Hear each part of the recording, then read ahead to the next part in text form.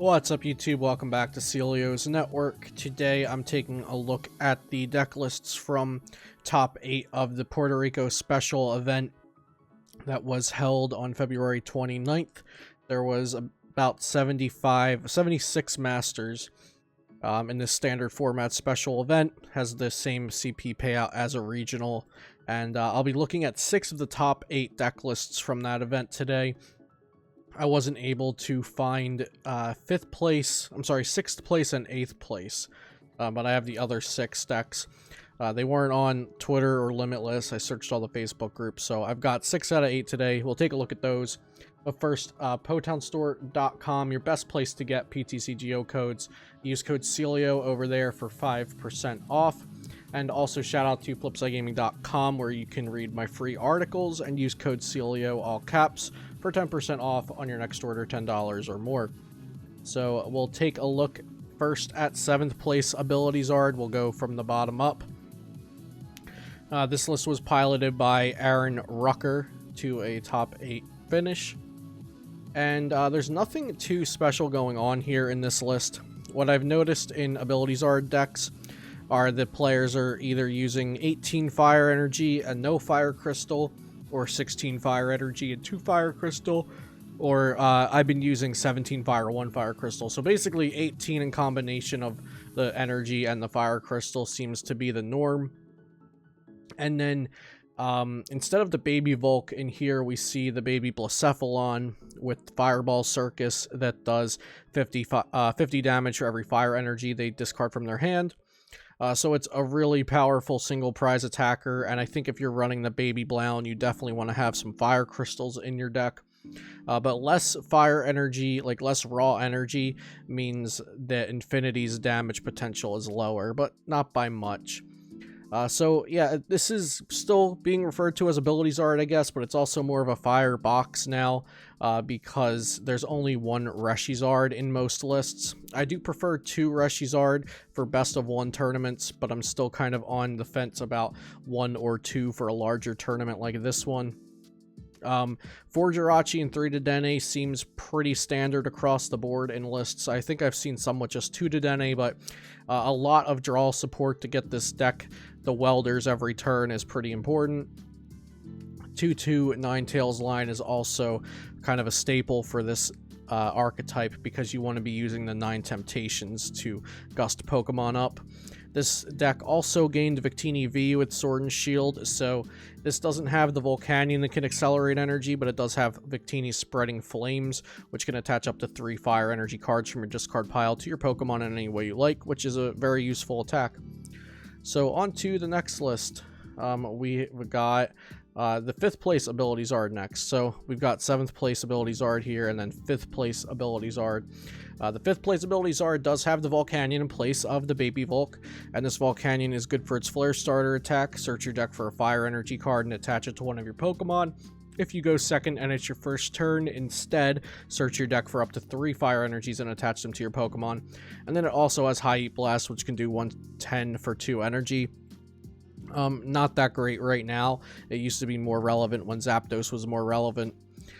But so you can either use Flare Starter or Spreading Flames on your second turn, or your first turn going second. So 2 very viable attacks to get your energy accelerated, especially with Welder being a bit weaker now since you can't use it going first on your first turn, which was definitely a worry that people had for Welder decks, but I think Welder decks are proving to be just fine with the new rule.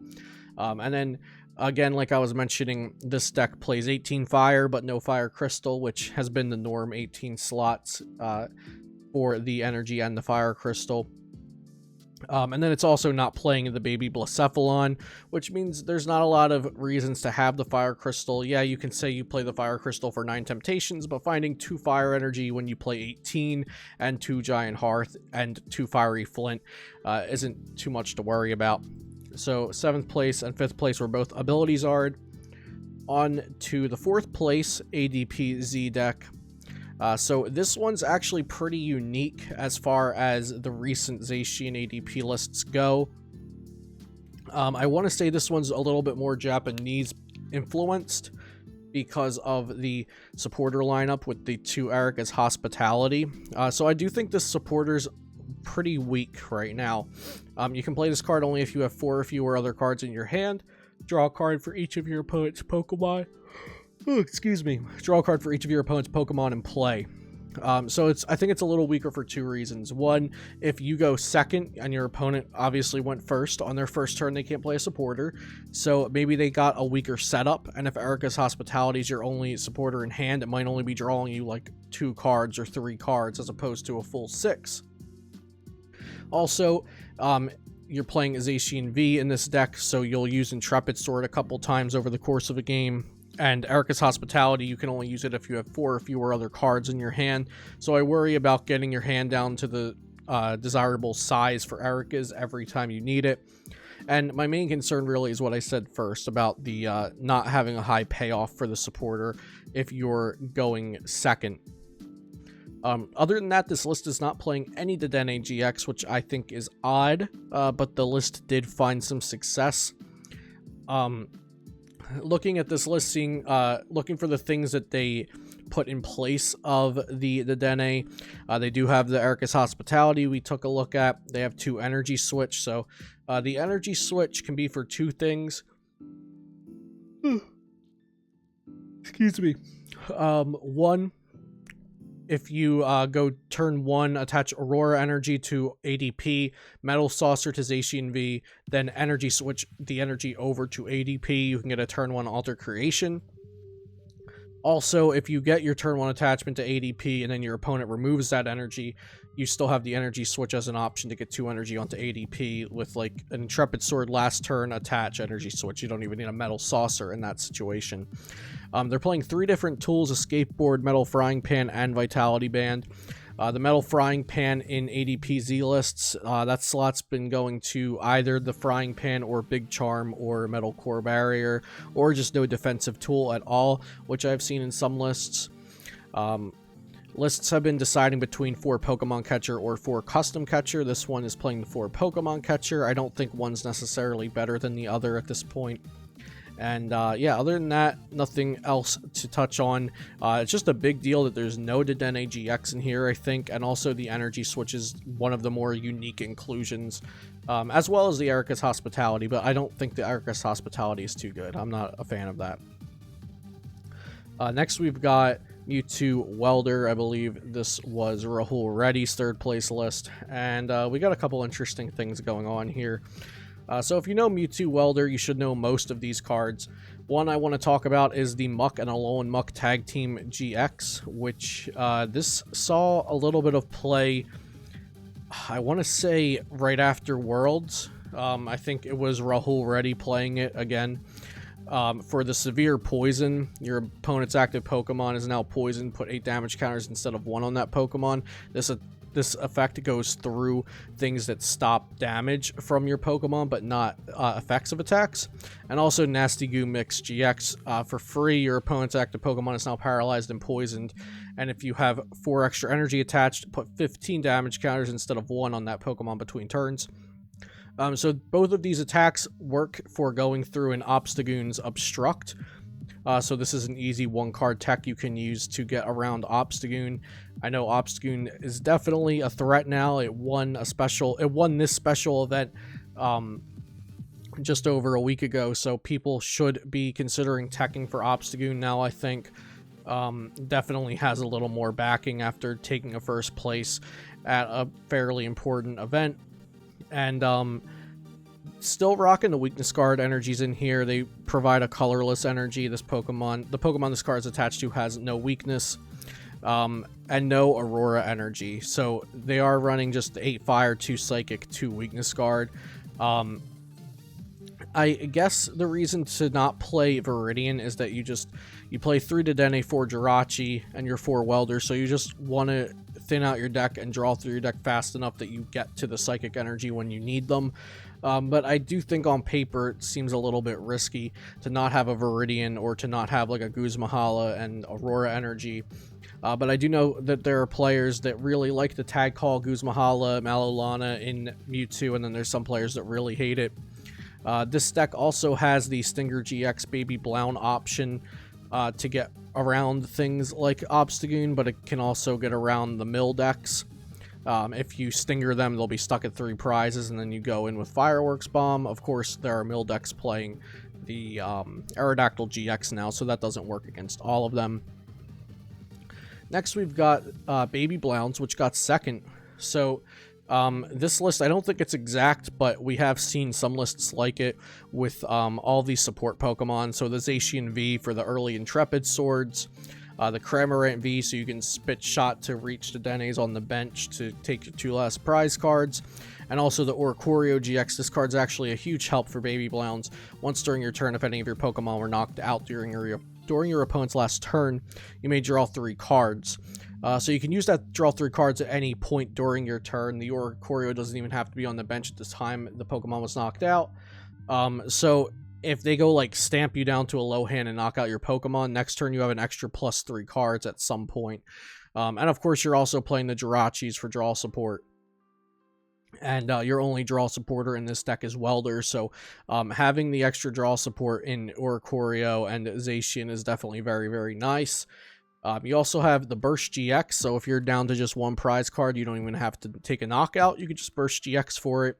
And of course, Victini is good versus... this is good versus Mill because you get all your energy back. It's just good to get your energy back in general. If there's a knockout you can take without Fireball Circus and you can use just a 2 energy Infinity instead, that's very good at some point during the game. And nothing really special here aside from the Beastbringer. If you have exactly 6 prize cards remaining, and if your opponent's active Pokemon GX or EX is knocked out by damage from an attack of the Ultra Beast this card is attached to, take 1 more prize card. So if you're at 6 prizes, you have not taken a prize yet, you Fireball Circus their tag team. Instead of taking 3 prizes, you take 4 prizes, and then all you have to do after that is spit shot at the Dene and you won the game. So Beastbringer is really cool. It's been seen as just like a cute card in the past, but it did get 2nd place here in Baby Blounds. I think it has some real merit in the deck. And then just the 1 Lucky Egg, which is also a really good card for Baby Blounds for the same reason Oricorio is. If they go stamp, knock you out, and they knock out a Lucky Egg to Pokemon, you draw until you have 7 cards in your hand. So that's really good for keeping a good hand size for the next turn. And then lastly, we have the 1st place Goons deck. We did take a look at this in my video with Anthony, who piloted this deck to the 1st place finish, so go check out that interview and tournament report if you haven't already. But I will say a couple of the interesting things about this list is that it lacks a Sableye V, and that it has Dangerous Drill. You can play this card if you discard a Dark Pokemon from your hand, discard a Pokemon Tool or Special Energy card from one of your opponent's Pokemon, or discard any Stadium card in play. So you can get rid of a Tool, Special Energy, or Stadium for discarding a Dark Pokemon. He plays 2 Galarian Linoon, so you can probably just get rid of one of them or an extra Zigzagoon. Most of the time with this deck, you want to go Lone Obstagoon, since so much of the format is just big basic Pokemon. You can go Lone Obstagoon, but of course, if people start teching things for it, like Evolution Pokemon or the Muck GX and Mewtwo decks, then Lone Obstagoon becomes much less of a viable strategy. So those are the top 8 decks from the SPE. Like I said, I am missing 2 of the lists, but look to Limitless to hope they'll have it on. Just a quick rundown, the SPE in Puerto Rico, 1st place was Anthony with Obstagoon, 2nd place was Luis with Baby Blounds, 3rd place was Rahul with Mewtwo Welder, 4th place was Denny with ADP, 5th place was Edwin with ABZ, 6th was Antonio with ADP, 7th was Ability Zard again, then 8th was 7th was Aaron with Ability Zard, and 8th was Jose with Ability Zard. So Limitless has the 1st, 2nd, and 3rd place lists on there, and I also showed off the 4th place list, the 5th place list, and the 7th place list in this video, but I'm sure Limitless will have them all up eventually. They're competing in a tournament this weekend. So I hope you guys enjoyed this video. Subscribe to the channel if you'd like to see more content like this in the future. Be sure to go over to my sponsor's website, PotownStore.com, and pick up some PTCGO codes with the code Celio for 5% off. And also check out FlipsideGaming.com, where I write free articles, and use code Celio, all capital letters, for 10% off on your next order, $10 or more. I'll see you next time here on Celio's Network.